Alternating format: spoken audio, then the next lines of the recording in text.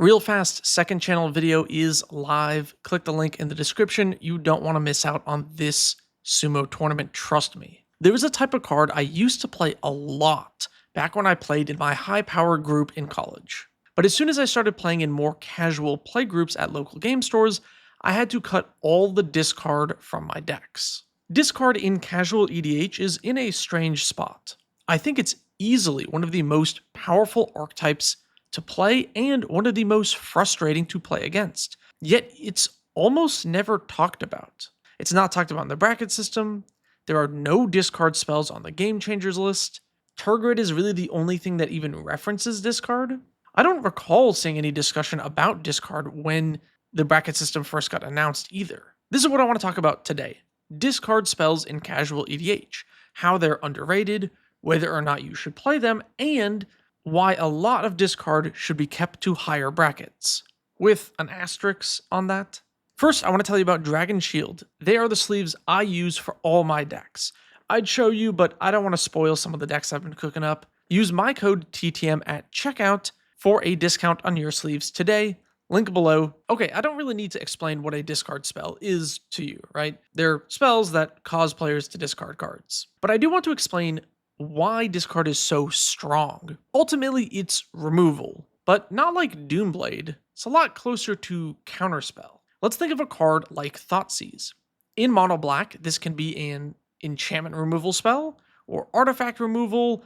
It can stop enter the battlefield effects. It can stop death triggers, instants, sorceries, all of which are traits normally reserved for counterspells. Of course, discard spells, just like counterspells, have a timing restriction.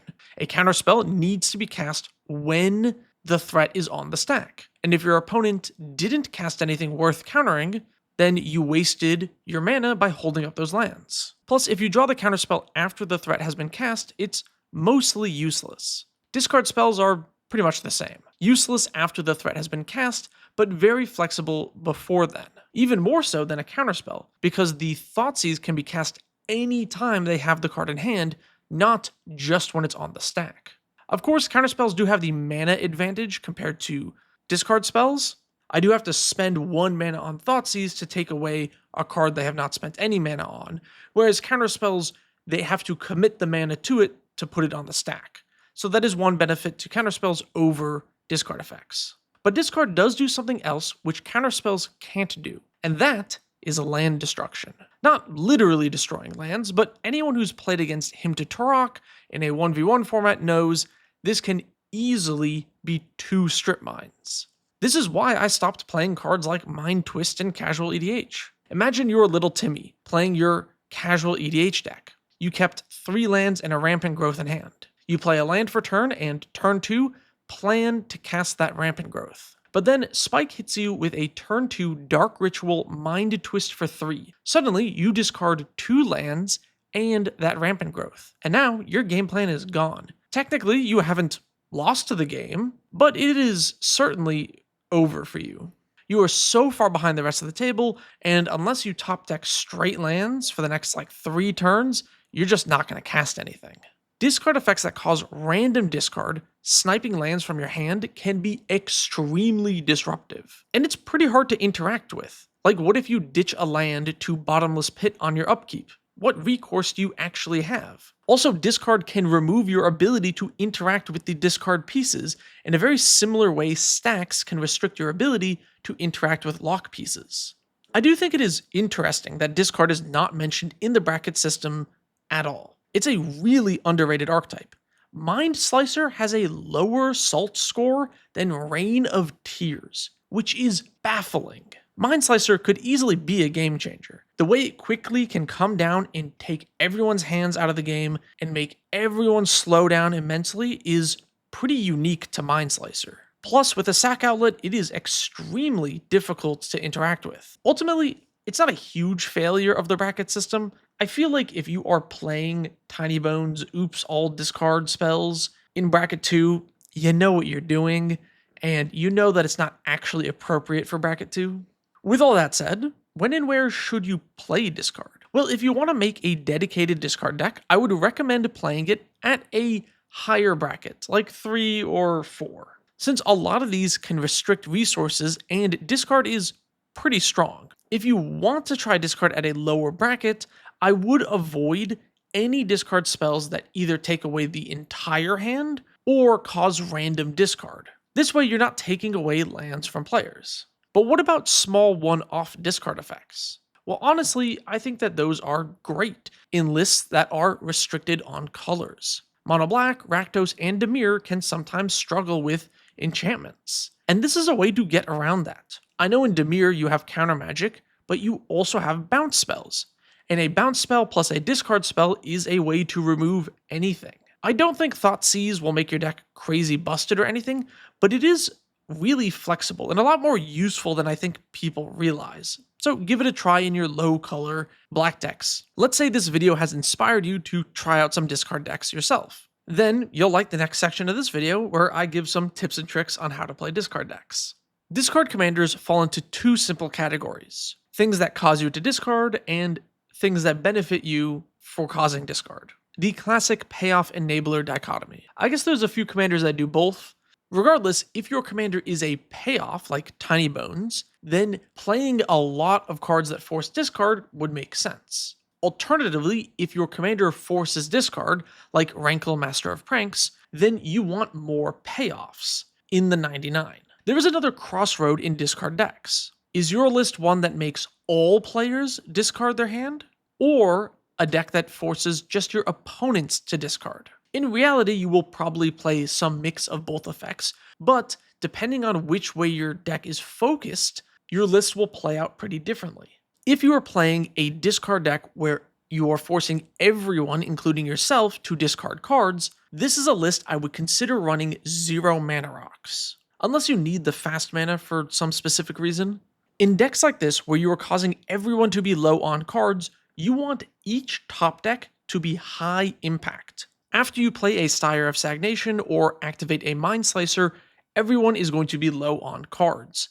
And to break parity with that, you want each of your cards to individually have high impact.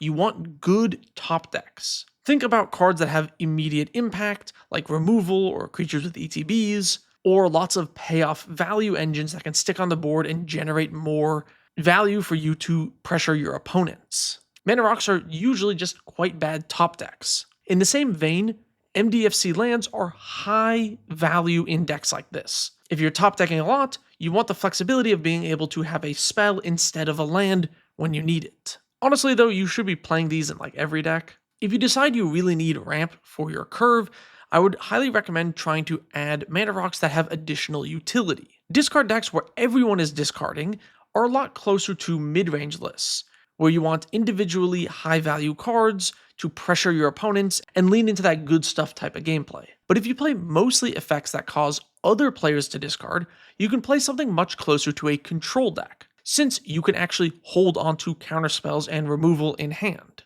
Unlike a normal control list though, you don't need as much card advantage to make up for the 1-for-1 exchanges, because discard spells can make up the difference in card advantage. Another fun part of discard decks is that you can tune it to have many other sub-themes. If you're making players discard a lot, then bounce spells can be a sub-theme. If you bounce cards to their hand and then make them discard their hand, you've effectively removed it. And then you can use cards like Warped Devotion to help out with that. Fun fact, this card was the subject of the first short I made, I think. Alternatively, you can play Reanimator as a sub-theme. I did that with an old Niheb list. Lots of reanimation spells let you get creatures from any graveyard, which means you don't even need to have a specific reanimation target in your deck in mind. You can just use it as a theft card from your opponent's stuff. One downside of discard decks is that the synergy cards are fairly specific. Like the ones that actually care about you discarding things or causing players to discard are few and far between. And there are not as many other mechanics that tangentially work with discard. Unlike a mechanic such as clues or treasures, which work with functionally any artifact synergy card, discard synergies tend to mesh with other mechanics in a more abstract way. For example, Flashback and Retrace work well when you plan to discard your own hand. Shout out to Null Brooch for being a counterspell every turn if you don't care about your hand. Activated abilities like this are quite good in discard decks because if you top deck a land, you can put your mana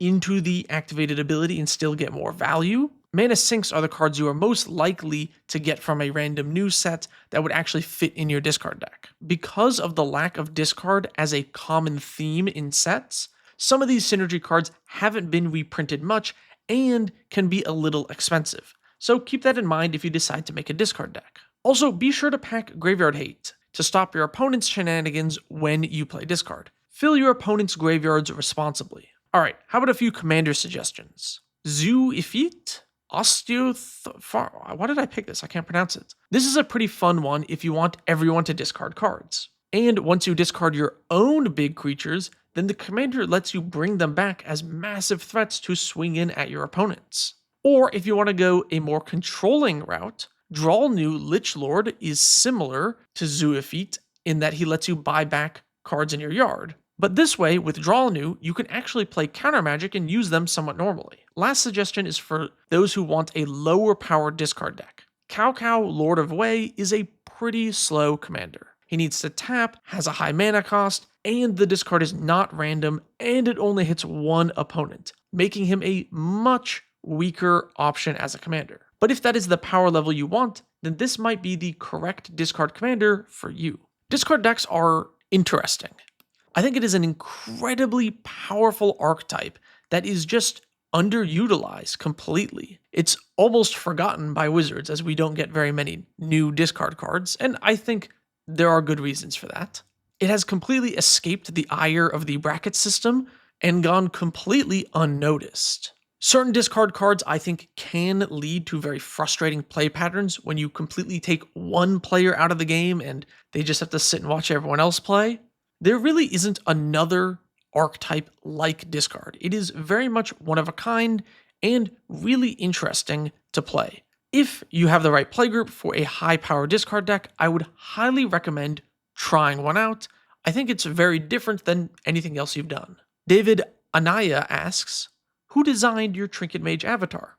I want an avatar made too. All the art on this channel, my thumbnails, well, most of them, the background for the magic mirror, all my little avatars, and some other cool stuff that I haven't been able to reveal yet, are all done by Beevuu. Links to Beevuu's Instagram and socials are in the description of every single video and podcast, so you can just click from there. They are IRL friends of mine who are just phenomenal artists that do so much great work. And as far as I know, if DMs are open, then commissions are open, and you can get something like an avatar made as well. Seriously, go give them a follow on Instagram. They make phenomenal art. Thanks for watching, and special thanks to my Tier 3 patrons, who you see here. If you want to be in the credits or ask questions like David did there, all you got to do is click the link below.